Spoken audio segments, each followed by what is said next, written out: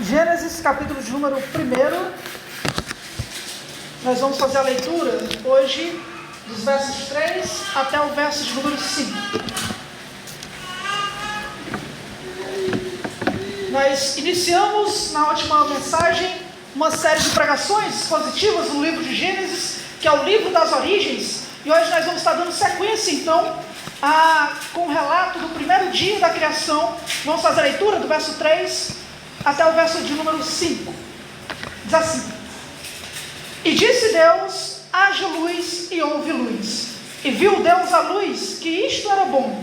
E Deus separou a luz das trevas, e chamou Deus a luz dia, e as trevas ele chamou noite. E houve assim a tarde e a manhã, o primeiro dia. Amém.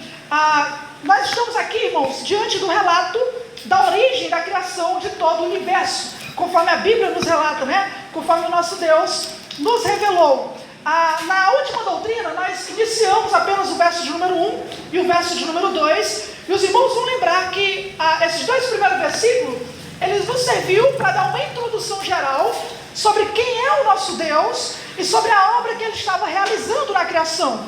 Quem é o nosso Deus? O verso primeiro, ele deixa claro que o nosso Deus, ele é um Deus que ele é eterno, que ele estava lá desde o princípio.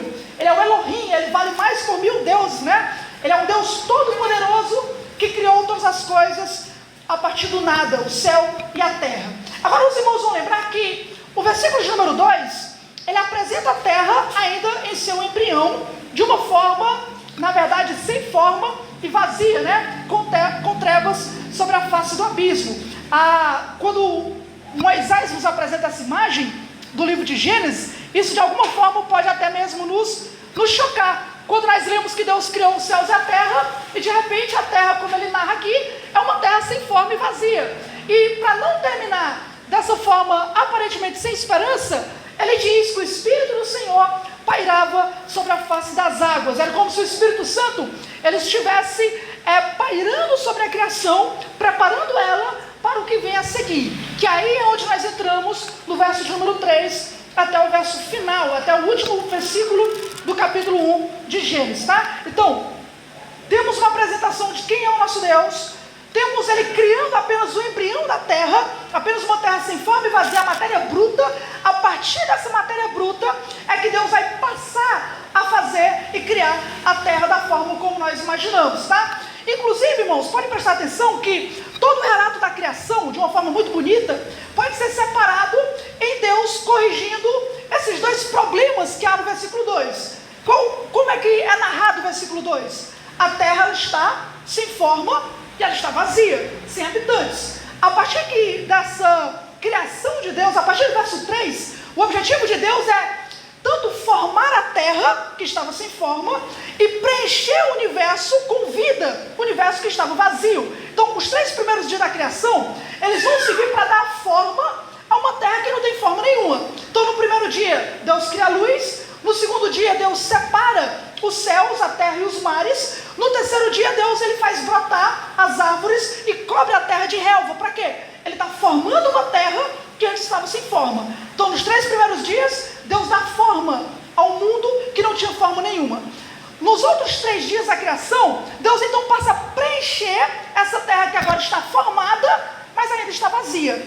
Então, no 4º dia da criação, Deus ele preenche o universo com o sol, a lua e as estrelas. No 5º dia, ele preenche o céu com as aves, os mares com os animais marinhos. E no 6º dia, Deus preenche a terra então com a criação dos animais selvagens, domésticos, e também com a criação do homem. É como se Deus, de uma forma muito brilhante, como um arquiteto, primeiro ele traz forma a uma terra que estava sem forma. Os 3 primeiros dias da criação. Depois que Deus forma a terra, então ele traz vida, ele traz habitação, ele preenche o universo com os outros 3 dias da criação. Tudo que nós estamos encontrando aqui é um Deus criador que está controlando o caos de uma terra sem forma e vazia, entregue às trevas, mas que ele está trazendo forma, trazendo preenchimento para que esse universo fique da forma como Deus deseja, para a sua glória ou para o seu próprio louvor. Então esse é o objetivo de Deus no capítulo 1. Ele vai dar forma e ele vai trazer vida, ele vai preencher para que o vazio se torne então cheio de vida. Claro, irmãos, que nosso Deus fez isso de propósito. né? Ele poderia muito bem dizer, haja cosmo, e então tudo passar a existir na mesma hora em que ele falar, do jeito que ele imaginou, do jeito que ele planejou. Deus não precisa se cansar, mas a maneira de Deus fazer essas coisas é devagar, de certa forma, um dia de cada vez. O objetivo dele era nos ensinar a contemplar a obra da sua criação, é nos ensinar a pensar em quem ele é, a maneira como ele trabalha. Ele poderia dizer, haja cosmo, e a vez que pudesse chegar ao cosmo, ver a luz da forma como ele quisesse, mas não é assim. Deus, ele fez cada dia de acordo com a sua vontade, para que nós pudéssemos aprender a olhar para a criação um passo de cada vez. É isso. Deus não quer apenas nos deslumbrar com a criação, ele não quer apenas nos mostrar como que toda a glória, toda a grandeza surgiu de uma hora para outra. Ele poderia fazer isso, e nós somos fascinados, né? Quando coisas extraordinárias acontecem de uma hora para outra. Inclusive, foi assim que Satanás fez com Cristo. Quando Cristo foi tentado pelo diabo, lá em Lucas vai dizer que num só momento, Satanás levou Cristo e mostrou toda a glória do mundo. Num só momento, rápido, mostrou para ele toda a glória. Para quê? Para que de uma forma rápida pudesse impressionar Cristo. Mas o objetivo da criação não é simplesmente nos impressionar, nos fazer deslumbrar com o poder de Deus de uma forma que em um só momento haja cosmo, então o cosmo apareceu. Não é. Deus, ele nos dá uma maneira de olhar para a criação, dia após dia, aquilo que ele faz, como é que é a tarde, como é que é a manhã, como é que ele age de um lado, como é que ele age do outro. Inclusive, ele utiliza a sua obra da criação, lá em Êxodo capítulo 20, para dizer que nós deveríamos imitá-lo. Como? Lembra-te da criação. 6 dias Deus trabalhou, no 7º descansou. Para quê?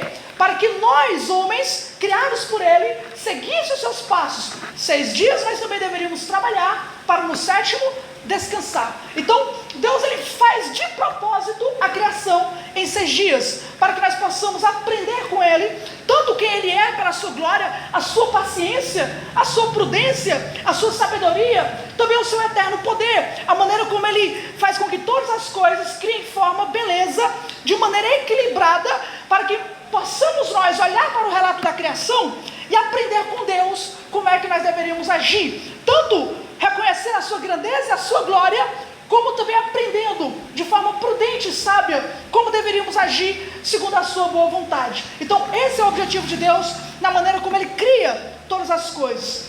Mais uma vez, esse relato da criação precisa ser revelado para nós, porque obviamente não havia ninguém lá naquele momento, né? Deus não havia criado o homem até o 6º dia. Então essa revelação paulatina, dia após dia, só tem um objetivo: ser didático para nós, para que nós possamos aprender a maneira como Deus age, tá? Com esse objetivo, nós vamos olhar hoje apenas para o primeiro dia da criação, que vai do versículo 3 até o versículo 5, e o meu objetivo seria simplesmente esse. Primeiro, explicar como é que a Bíblia nos apresenta Deus na criação da luz, e resumindo o primeiro dia da criação. E em segundo lugar, eu queria trazer apenas algumas aplicações para os irmãos. São 2 aplicações do próprio texto e 2 aplicações do Novo Testamento, tá? Então, em primeiro lugar, nós vamos para a explicação do primeiro dia da semana, tá? Vamos aí para o versículo de número 3. Verso de número 3. E disse Deus, haja luz, e houve luz. Aqui nós temos o primeiro ato de Deus em relação à luz, tá? Ele criou a luz. Em segundo lugar, nós vemos verso 4. E viu Deus a luz, que isto era bom. Deus aprova a luz que ele criou. Em terceiro lugar, continua. E Deus separou a luz das trevas. Há uma separação aqui na obra da criação. E por fim, Deus chamou a luz dia, e as trevas ele chamou noite. E houve a tarde e a manhã, o primeiro dia. Ele separa aqui para nós de uma forma bem rápida, em apenas 4 atos de Deus, tá? Apenas 4 atos. Primeiro, Deus ele cria a luz. Segundo, Deus ele aprova a luz que ele criou. Terceiro, Deus ele faz uma separação entre a luz e as trevas. E por fim, Deus ele dá nome à luz e às trevas. Nós vamos olhar rapidamente para a maneira como o texto se divide, e então nós vamos para as aplicações, tá? A primeira coisa que os irmãos precisam notar aí, na criação, é que a primeira vez que o texto bíblico nos narra a maneira como Deus cria as coisas, tá? Se você olhar o versículo 1, no princípio criou Deus o céu e a terra, a pergunta é, como é que Deus fez isso? Como é que no princípio Deus criou os céus e a terra? Nós não sabemos. Nós sabemos que a terra era sem forma e vazia. Como é que ele fez isso? Moisés, ele reserva para o versículo 3 o modo de Deus operar. Quando ele diz, e disse Deus. Esse e, ou em algumas versões fala então, né? Então disse Deus, e disse Deus. A ideia é que ele está narrando uma continuidade na narrativa. Como eu falei para os irmãos, existem algumas pessoas que separam o versículo 1 e o versículo 2 do restante dos versículos. Eles falam o seguinte, olha, houve um momento, nós não sabemos quando, que Deus criou os céus e a terra. Desse primeiro momento de criação até o versículo 2 e o versículo 3, nós não sabemos o que aconteceu. Pode ter passado milhares de anos, pode ter passado centenas de anos, nós não sabemos. E eles dizem que, principalmente para tentar juntar, harmonizar o relato da criação com a ciência, eles dizem que o primeiro dia só vale a partir do versículo 3. O que Deus criou no primeiro dia? A luz. E os céus e a terra foram criados quando? Não sabemos. Houve um tempo que a gente não sabe. E por que eles imaginam dessa forma? Porque, claro, se eles fossem olhar para o relato de Gênesis de forma literal, os irmãos vão notar muito fácil que não existe uma separação do primeiro dia para o que vem antes. Tá? Os irmãos podem reparar. Quando Deus fala, por exemplo, no versículo 4, viu Deus a luz que estava bom e Deus separou a luz das trevas. De onde é que veio essas trevas? Quem foi que criou essas trevas? Aonde a treva está? A treva está no versículo 3? Não, as trevas vêm antes, vem desde o primeiro momento, desde o primeiro versículo. Quando diz que Deus no princípio criou Deus o céu e a terra, o verso 2 já deixa claro, a terra era sem forma e vazia, e havia trevas sobre a face do abismo, as trevas já estavam lá. Então quando ele fala, e disse Deus, ele não está separando a narrativa, ele está incluindo o primeiro dia da semana da criação, com tudo que ele falou antes.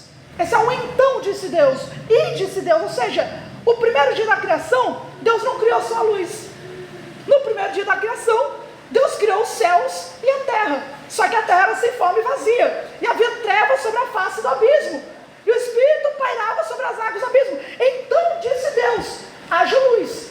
Tudo isso aconteceu no primeiro momento da criação, no primeiro dia. Nós não contamos o primeiro dia da criação apenas a partir do verso 3. Nós contamos a partir do princípio. Ora, qual é o primeiro dia da criação? É o dia 1. Então, o princípio só pode estar no dia 1. Esse é o dia que Deus criou todas as coisas. Não somente a luz, mas Deus também criou as trevas, juntamente, tudo no primeiro dia. Aí vem, esse e disse, é um modo, é a maneira, pela palavra que Deus traz tudo à existência. E ele fala, haja luz e houve luz. Esse é o primeiro ato criador de Deus diante de um universo em trevas. Não é o primeiro ato de criação, porque Deus já tinha criado os céus e terra. Esse é o primeiro ato de Deus de dizer no aspecto de um universo que estava sem forma e vazio. Esse é o primeiro ato nesse sentido, e não o primeiro ato criador. Amém?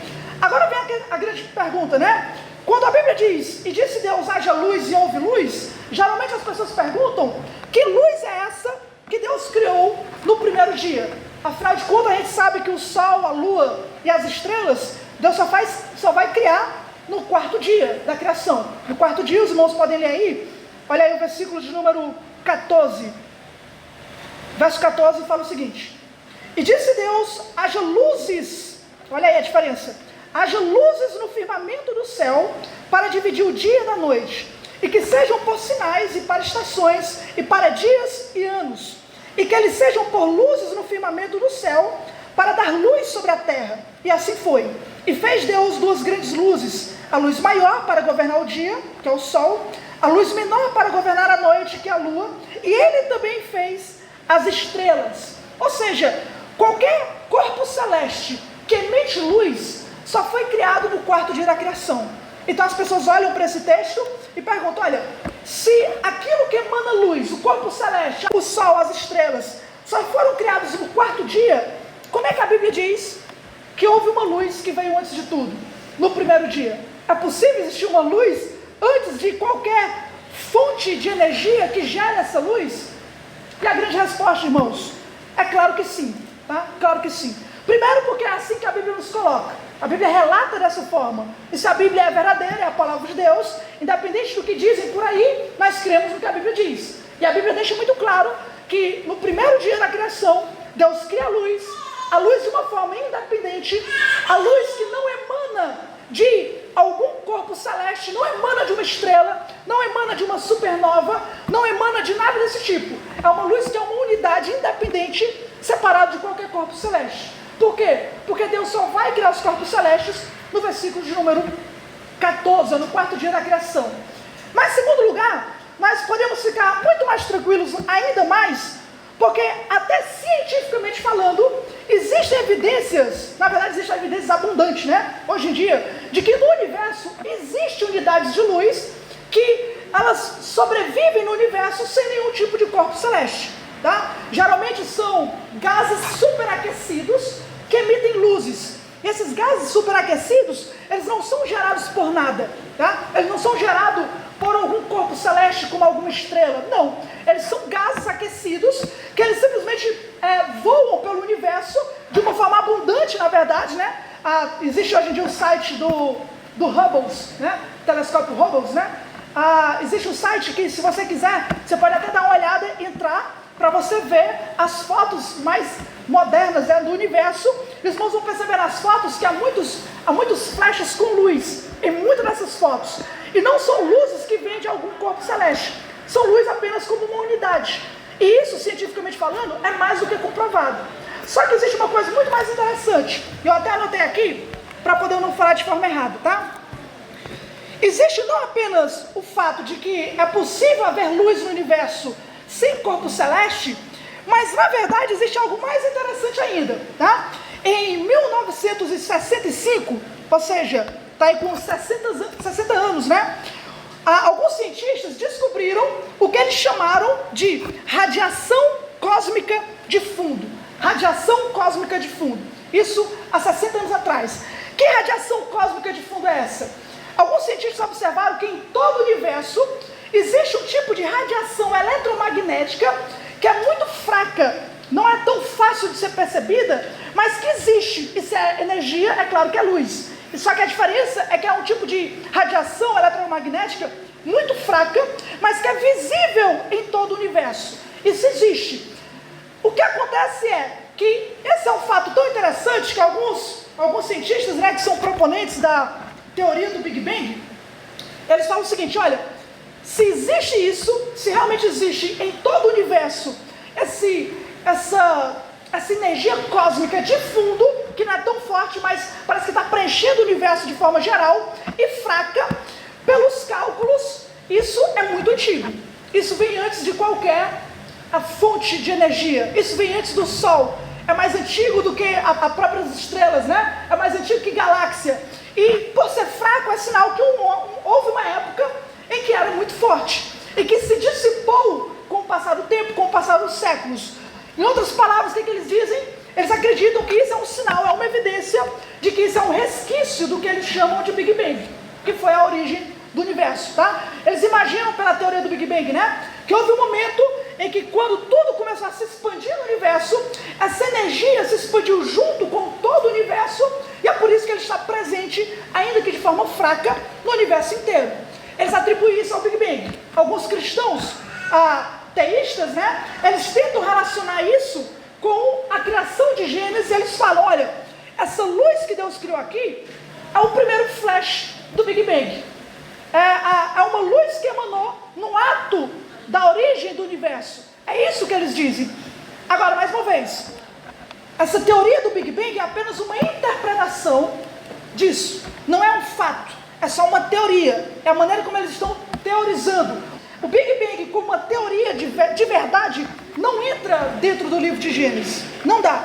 Se você for interpretar o livro de Gênesis de forma literal, não importa se a luz é criada no primeiro dia e o Sol no quarto dia.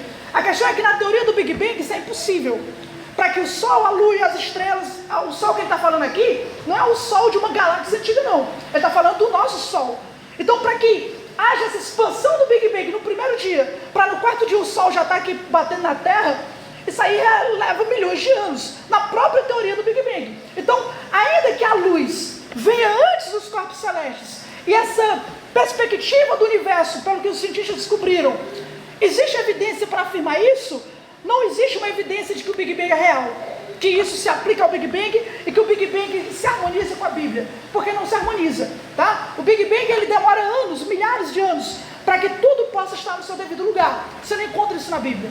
Na Bíblia você encontra as coisas acontecendo rapidamente, em dias de 24 horas. Deus falou e tudo se fez. A única coisa que nós podemos tirar dessa observação científica é que é possível realmente existir uma luz que não é gerada por nenhum corpo celeste. E a radiografia de fundo, ela prova isso, porque é uma luz antiga que veio antes dos corpos celestes e que, portanto, realmente se enquadra no que a Bíblia diz, apenas como evidência de que isso é possível, mas não como um fato de que isso que eles viram é o que está dizendo aqui. Deu para os irmãos entenderem? Isso é apenas uma evidência de que isso é possível, mas não é um fato que diz que aquilo que eles viram lá é o que nós estamos vendo aqui, tá? É apenas para os irmãos saberem e terem entendimento sobre isso. Mas para nós o que importa não é isso. Para nós o que importa é que o primeiro ato de Deus diante de um universo em trevas foi criar a luz. Para nós é isso que importa. Tiago vai dizer que ele é o pai das luzes, não é isso? Paulo vai dizer que ele é aquele que habita na luz inacessível. Jó vai dizer, na verdade o próprio Deus questionando Jó, ele diz: Jó, se tu és tão sabido e é tão antigo, então me responde, aonde que habita a luz? Me responde se tu sabe. E é claro que Jó não sabia. Por quê? Porque Deus é o único que sabe sobre essas coisas. Ele que sabe, no final das contas, como é que tudo foi criado, como é que tudo se deu. Mas para nós o que importa é que a luz é o primogênito da criação de Deus no universo de trevas. Deus criou a luz para que pela luz o universo pudesse ser visto, pudesse ser visível e a glória de Deus pudesse ser manifestada. Essa é a primeira coisa. A segunda coisa, no versículo de número 4, é que Deus agora ele vai aprovar a luz que ele criou. Fala aí. E viu Deus a luz, e viu Deus a luz, que isto era bom. Por que a luz é vista por Deus como algo bom? É porque isso facilitou os outros dias da semana, né? Será que isso facilitou a Deus trabalhar? Agora, em vez de trabalhar no escuro, ele está trabalhando no universo iluminado? Claro que não, né? Para nós é assim, se o homem for trabalhar de noite, ele vai ter que arrumar alguma luz para poder trabalhar. Mas Deus não se importa com isso. A Bíblia deixa muito claro que o nosso Deus, para ele a luz e as trevas são a mesma coisa. Deus não tropeça no escuro. Deus não tem problema com as trevas. Deus consegue enxergar, já diz o ditado, né? Uma formiga preta numa rocha negra numa noite escura. Deus não tem problema em trabalhar na escuridão. Então isso não tem nada a ver. Por que é bom? É bom porque Deus está provando a excelência daquilo que Ele criou. Que a luz está de acordo com aquilo que Ele pensou, que Ele planejou. Aquilo que Deus planejou, arquitetou na sua mente, quando Ele cria, aquilo está exatamente como Deus quis. E quando as coisas estão do jeito que Deus ordena, do jeito que Deus quer, então aquilo é bom. Aquilo é bom porque veio de um Deus que é bom, de um Deus que é bondoso. A luz nada mais é do que um reflexo daquilo que Deus é. Quando Deus aprova a luz como algo bom, é porque Deus está sabendo que aquilo que Ele fez tanto glorifica, tanto exalta, quanto aquilo será importante para nós, para aquilo que Ele ia fazer a seguir, aquilo que Ele ia fazer adiante. Por isso Deus aprova aquilo que Ele criou. Terceiro ato de Deus, Deus separa a luz das trevas.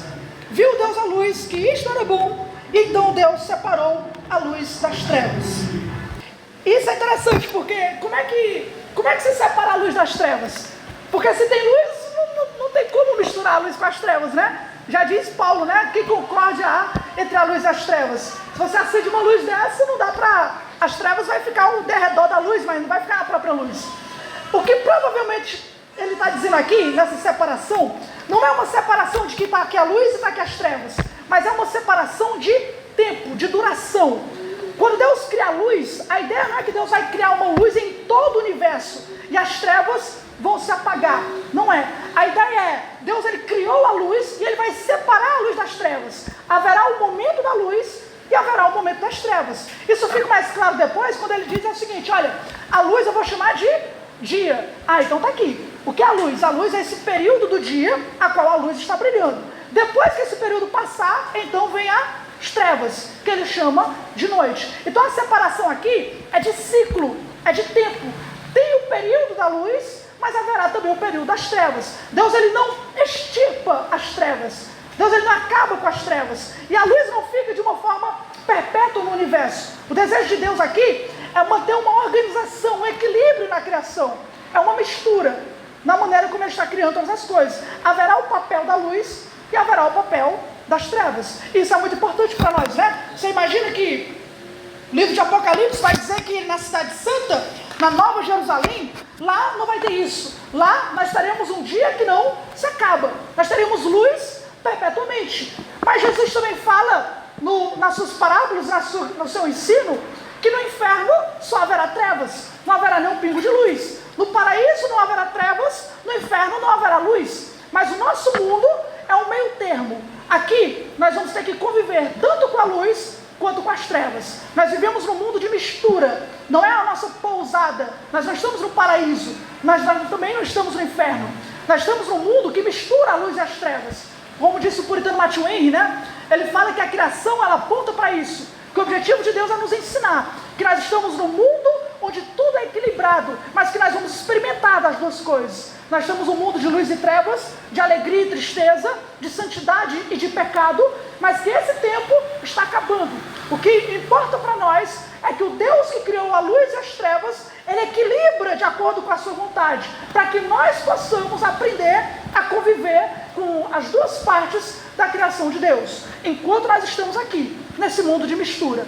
As trevas vêm quando não se pode trabalhar, disse Cristo, né? Mas enquanto isso, o quanto é dia, nós podemos fazer nossas obras. Então, existe um propósito de Deus, tanto em um quanto em outro. Por isso ele fez essa separação.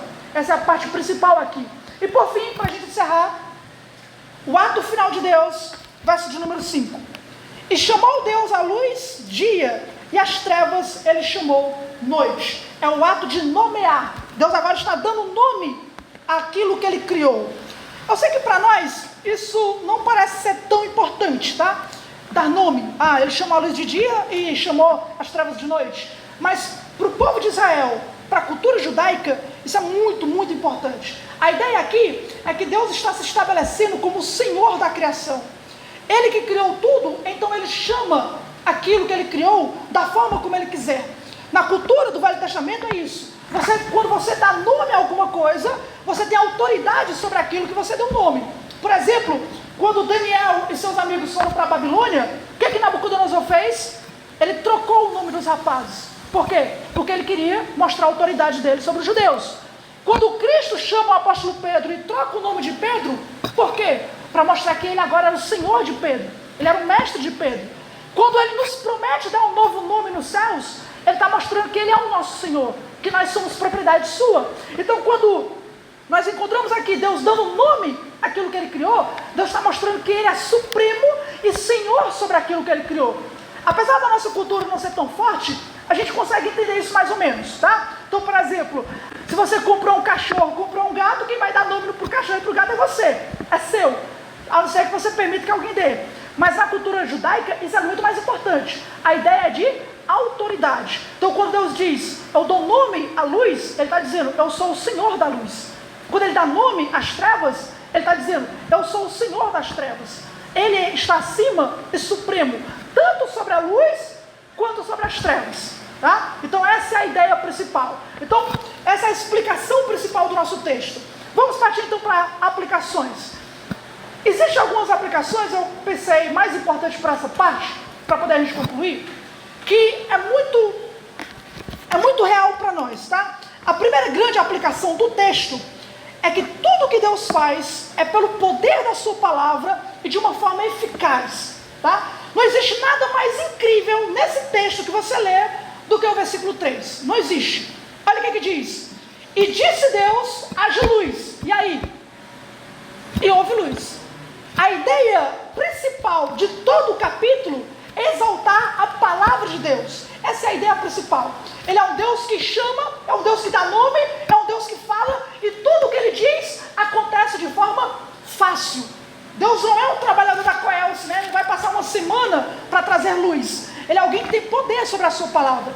E isso é tão importante em todo o capítulo, que você pode perceber que não existe apenas 7 vezes e disse Deus. Não, Moisés coloca 10 vezes essa palavra. 10 vezes durante todo o relato você encontra e disse Deus, e falou Deus. De propósito, o objetivo de Moisés é mostrar que a palavra do Deus que ele está proclamando é uma palavra suprema e poderosa. Essa ideia de 10 palavras sobre a criação, são 10 palavras que Deus lança sobre a criação, e a criação se submete diante do povo de Israel. Lembra muito fácil outras 10 palavras, que são o quê? Os 10 mandamentos do Sinai. Qualquer judeu que viu Moisés proclamando, que viu Moisés pregando, que é acostumado a chamar os 10 mandamentos de 10 palavras de Deus, ele entende isso no relato da criação. A diferença é que, aqui no relato da criação, essas 10 palavras que Deus fala, não é para nós, não é para o ser humano. Deus não está dando 10 mandamentos para nós, Deus está dando 10 mandamentos para o universo. E quando Deus fala, o universo se submete, o universo se sujeita. A ideia de Deus aqui é, ele fala e o universo obedece. Haja luz, houve luz.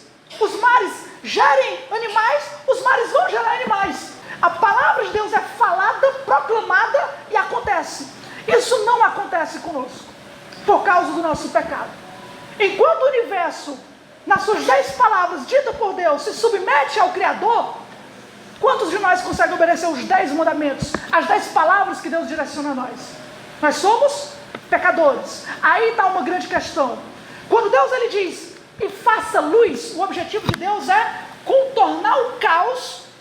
Primeiro, o caos da criação. Pela sua palavra, criando a luz, Deus está controlando o caos da criação e organizando o universo. Quando os homens não se submetem à palavra de Deus, quando os homens são contrários à palavra de Deus, sabe o que a Bíblia diz? A Bíblia diz que o julgamento de Deus sobre eles vai ser um dia de trevas, um dia de juízo, um dia sombrio.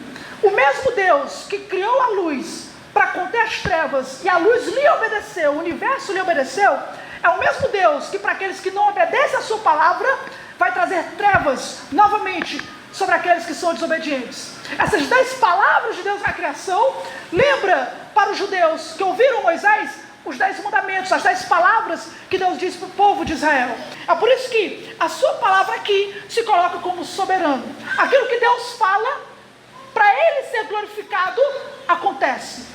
Isso para nós é muito importante, porque nós devemos viver à luz dessa verdade. Nós devemos viver diante de um Deus que a sua palavra deve ser honrada. Se Deus disse, haja luz e houve luz, quando Deus disse para nós, sejam luz do mundo, devemos ser luz do mundo. Se Deus disse para a criação e o universo se dobra em obediência ao Criador, quando Paulo diz em Filipenses 2,15, para nós brilharmos como estrelas no meio de um mundo imoral, nós devemos brilhar como estrelas, para que os homens contemplem as nossas obras e louvem o nosso Deus que está nos céus. A primeira grande verdade do texto é essa. Essa palavra que é proclamada é uma palavra que deve ser obedecida, que é eficaz. E isso você percebe o tamanho do pecado do homem, né? Imagine, Deus ele fala, luz, cria a luz, e Deus faz uma separação da luz e as trevas, e a luz não desobedece a Deus, não é isso? Deus ele cria os mares venham até aqui, os mares vão e obedecem. Deus cria as estrelas e chama pelo nome, e elas vão. Quando Deus olha para nós e diz, faça isso e faça aquilo, o nosso pecado diz o quê? Não. Não para o Criador. Não para o Deus que tem todo o poder de, somente pela sua palavra, desfazer e levar o pó, o homem que ele fez do pó. Isso você percebe quão terrível o pecado é. Quando seres maiores do que nós, mais poderosos do que nós, mais cheios de energia do que nós, como o sol, a lua, as estrelas, obedecem à voz do Criador. Mas quando nós, o ser humano feito de barro, de pó da terra, dizemos não ao Criador, você percebe o tamanho do nosso pecado. E você percebe o juízo de Deus quando ele disse que aqueles que desobedecem a sua palavra serão jogados no inferno. Para quê? Para ficar onde lá existe trevas sem luz, trevas eternas, para ranger os dentes no local onde não há luz nenhuma. Por quê? Porque Deus criou a luz para que nós possamos viver debaixo da sua luz, em obediência. Essas 10 palavras apontam para a autoridade e supremacia de Deus. A segunda grande verdade do texto que nós podemos aplicar aqui é que o nosso Deus se revela de uma forma muito clara para nós. Não somente a sua palavra, mas nós percebemos aqui que Deus ele tem prazer quando as coisas acontecem de acordo com sua palavra. Não é isso? Quando Deus disse, haja luz, e a luz aconteceu da forma como Deus ordenou, o que a Bíblia diz? viu Deus a luz e viu que a luz era boa. Para nós pode ser um texto qualquer, para os judeus não. Existe um princípio que Moisés vai repetir em todo o livro do Pentateuco, em todos os 5 livros, que é o quê? Que Deus ele tem prazer apenas quando as coisas acontecem de acordo com a sua palavra. A criação aconteceu de acordo com o que ele falou, então é muito bom. O tabernáculo tem que ser construído de acordo com o que ele ordenou para Moisés, então vai bem. O culto tem que acontecer de acordo com o que ele instituiu na palavra, então sim, aí sim as coisas são boas. Mas quando isso se desanda da sua palavra, então você vai perceber que no relato da criação, principalmente no capítulo 3, não vai existir mais essa palavra lançada sobre o mundo. Porque enquanto Deus está criando e as coisas acontecem de acordo com a sua palavra decretiva, há muita coisa boa. Você olha ao redor e diz, mas como é que Deus diz que a criação é muito boa? Como é que Deus diz que tudo é muito bom? E quando você olha ao redor está esse caos. A culpa, sabe o que é? Da desobediência à sua palavra. Porque quando as coisas acontecem de acordo com a palavra de Deus, aquilo é bom e Deus tem prazer. Deus tem prazer, irmãos, quando nós obedecemos a sua palavra. Deus ele olha para aquilo e fala, isso é muito bom. Quando nós fazemos um culto de acordo com a sua palavra, a Bíblia diz que Deus olha e Deus tem prazer naquilo que ele mesmo instituiu. Eu acho que é Sofonias, agora eu não vou lembrar nenhum capítulo, foi difícil lembrar o nome do livro. Sofonias vai dizer que Deus ele tem prazer no seu povo, que é guiado pela sua palavra.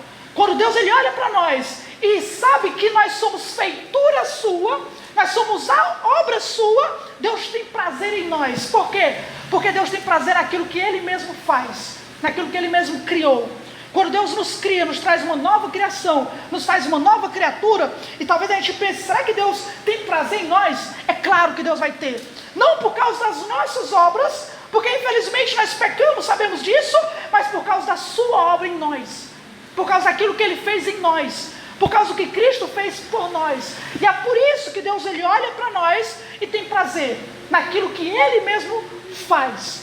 Por isso, quando ele diz, haja luz e houve luz, quando aquilo aconteceu de acordo com o que ele falou e instituiu, era muito bom.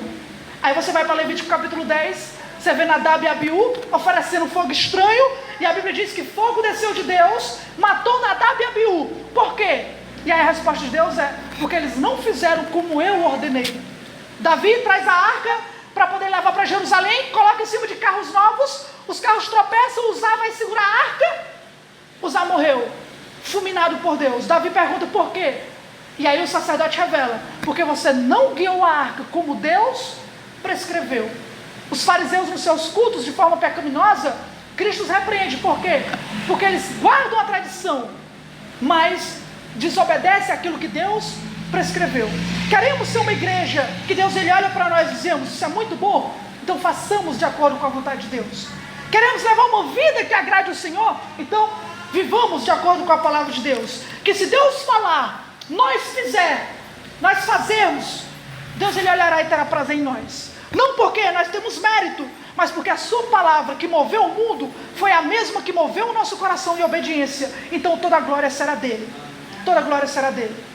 A terceira aplicação que nós encontramos agora não no texto, mas no Novo Testamento, é que a palavra que é proclamada aqui é Cristo. Cristo é essa palavra. Talvez Moisés não tinha uma visão tão clara disso, não sabemos, mas a Bíblia é muito clara. Em João capítulo 1, no princípio era o verbo, era a palavra, o verbo estava com Deus, o verbo era Deus, e tudo o que aconteceu foi feito por meio dele e para ele.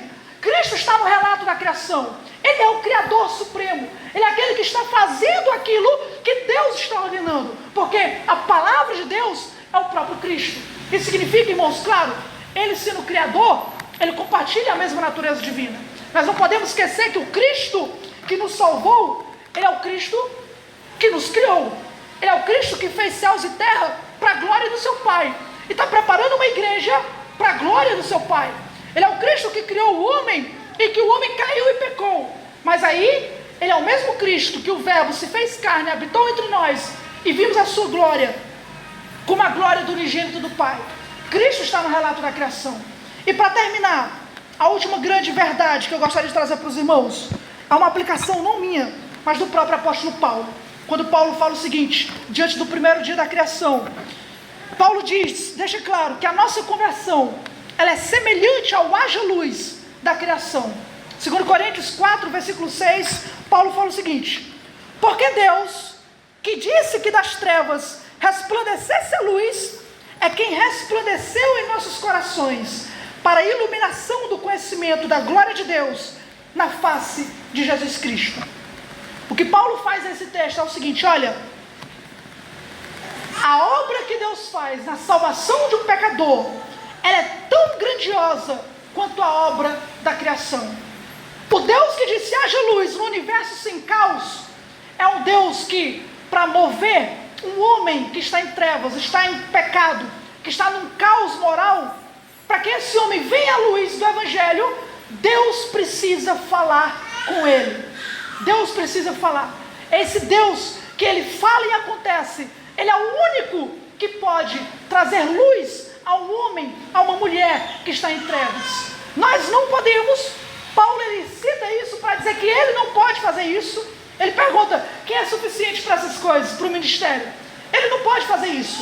O homem está numa treva tão absurda que é necessário que o Deus que trouxe luz às trevas do universo possa agir e falar para que o homem possa ter um raio do Evangelho brilhando sobre o seu coração, iluminando ele, para que ele possa perceber que esse Deus que o criou também é o Deus que deseja salvá-lo. Deus pode fazer isso. E isso é a melhor parte, né? Isso é sinal, irmãos, que Deus pode fazer. Deus pode. Não existe uma alma tão em trevas que Deus não possa fazer raiar a luz do Evangelho. Não existe alguém que se afastou, se desviou, tão em trevas, que Deus não possa, pela sua palavra, fazer brilhar um novo dia nessa pessoa. Não existe ninguém tão perdido que Deus não possa trazer luz para essa pessoa. Deus pode, e Ele fará. Como Ele fará? Mediante a sua palavra. Mediante a sua palavra, Deus fará. Esse primeiro dia da criação nos lembra do primeiro dia da nossa conversão, quando o Senhor, pela sua palavra, fez brilhar sobre o nosso coração em trevas, vazio, sem vida de Deus, o Evangelho, que trouxe então o Deus Criador para habitar em nosso coração pela fé. Essa é a grande verdade que nós podemos proclamar à luz desse texto. Amém? Que o Senhor nos auxilie a ver a grandeza do seu poder. Vamos orar. Maravilhoso Deus e Pai, nós te louvamos, Senhor Deus, pela tua palavra essa noite, Pai. Queremos te pedir graça, Senhor Deus, para que a tua palavra vá ao coração de uma forma que nós não podemos ir, Senhor. Nós sabemos da nossa fragilidade, da nossa fraqueza, nós sabemos da nossa debilidade, Pai, mas o Senhor, Deus, pode fazer muito mais além daquilo que pedimos ou pensamos, Pai.